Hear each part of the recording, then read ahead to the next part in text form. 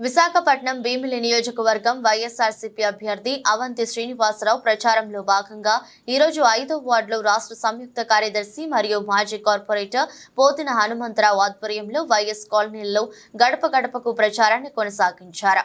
ఈ సందర్భంగా భాగంగా అవంతి శ్రీనివాసరావుకు 6వ వార్డు కార్పొరేటర్ మొత్తంశెట్టి లక్ష్మీ ప్రియాంకకు మరియు యాంకర్ శ్యామలకు అడుగడుగున హారతి నీరాజనాలతో ప్రజలు బ్రహ్మరథం పట్టారు. గడప గడపకు వెళ్లి ప్రజల సమస్యలు తెలుసుకుని ముఖ్యమంత్రి జగన్మోహన్ రెడ్డి నూతనంగా విడుదల చేసిన మేనిఫెస్టో వివరిస్తూ ఓటర్లను అభ్యర్థించారు. ఈ కార్యక్రమంలో అవంతి శ్రీనివాసరావు మాట్లాడుతూ పేదవాడికి న్యాయం జరగాలంటే వైసీపీ ప్రభుత్వం వస్తేనే న్యాయం జరుగుతుందని అన్నారు. అలాగే సచివాలయం వ్యవస్థని తీసుకొచ్చి రావడం వల్ల ఆంధ్ర రాష్ట్ర ప్రజలకు ఎంతగానో మేలు జరిగిందని వివరించారు. కార్యక్రమంలో పోతిన సురేష్, 7వ వార్డు మహిళా అధ్యక్షురాలు చేకూరి రజని, 5వ వార్డు ఎస్సీ సెల్ ప్రెసిడెంట్ వంకర అప్పారావు, 5వ వార్డు మహిళా అధ్యక్షురాలు బండారు శివలక్ష్మి, రాధాదేవ, ఉజ్జూరు చందు, అప్పల్ రాజు, వైఎస్ఆర్సీపీ నాయకులు, కార్యకర్తలు పెద్ద ఎత్తున పాల్గొన్నారు. మనం చెప్పడం ఒక విశ్వసనీయత ఉన్నటువంటి వ్యక్తి, పేదలు బాగుండాలని కోరుకునే వ్యక్తి. ఫర్ ఎగ్జాంపుల్, మరి మీ దగ్గర ఈ 5 సంవత్సరాల కాలంలో మీ సచివాలయ పరిధిలో 2 సచివాలయాలు ఉన్నాయి. మీకు వైఎస్ఆర్ కాలనీలో 2 సచివాలయాలకి 30 కోట్ల రూపాయలు సంక్షేమ కార్యక్రమాలకి ఇవ్వడం జరిగింది.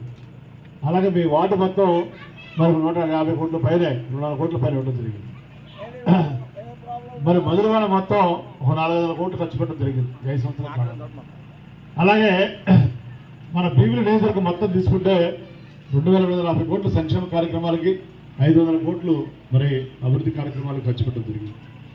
ఈ 5 సంవత్సరాల కాలంలో మరి ఈ సంక్షేమ కార్యక్రమాలు ఇచ్చినప్పుడు మీ అందరికీ కూడా మీ కులం ఏంటి, మతం ఏంటి, ప్రాంతం ఏంటి, పార్టీ అనేది మరి మీ వైఎస్ఆర్ కాలంలో ఉన్నటువంటి ప్రతి వ్యక్తికి కూడా చిన్నవాళ్ళైనా పెద్దవాళ్ళైనా మరి ఏ కులస్తులైనా ఏ మతస్థులైనా ఏ పార్టీ వాళ్ళైనా ప్రతి ఒక్కరికి ఏదో పథకం ఇచ్చినటువంటి గొప్ప వ్యక్తి వైఎస్ జగన్మోహన్ రెడ్డి గారు.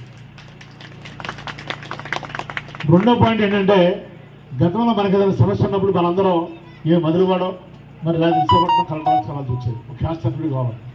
ఇవాళ మనం ఎక్కడికి వెళ్ళాల్సిన అవసరం లేదు. మన ఊళ్ళోనే మన దగ్గరే మన కాలంలో సచివాలయం ఉంది. వాలంటీర్స్ ఉన్నారు. మన ఇంటింటికి కూడా వచ్చి మనందరికి కూడా ఈ సంక్షేమ పథకాలు ఇస్తున్నారు. మరి మన కాళ్ళ దగ్గరికి వచ్చి మనకి మరి నేను కూడా మీరు చూశాను మొన్న